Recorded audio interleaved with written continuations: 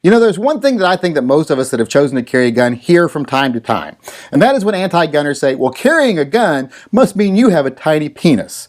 Now, I always find this argument to be completely laughable, that somehow being prepared is a reflection on our manhood.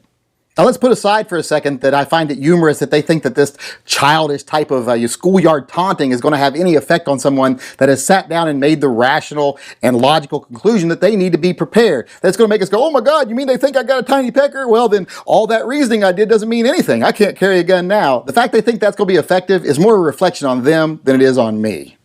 That aside, like I said, I find it funny that they think being prepared is somehow unmanly. The fact that I know if I'm confronted by someone that's bigger than me, stronger than me, better armed than me, or maybe a group of people that outnumber me, I have a very limited chance of prevailing physically without aid. I guess to them, to be manly, you have to go, I can take anybody, no matter how many of them there are, no matter how many weapons they have. You know, I'm Bruce Lee, I'm Rambo, I can take them. To me, that's not manly. That's the opposite of manly. That's stupid.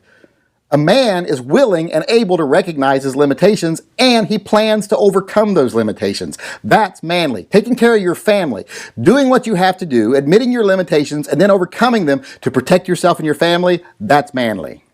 By their reasoning, I guess wearing a seatbelt is cowardly. Having insurance is unmanly also. To me, those are things that most people would say a real man is going to make his children wear seatbelts, he's going to have insurance, etc. Those are things you do to plan to protect your family. Carrying a gun is no different. It's very manly if you ask me.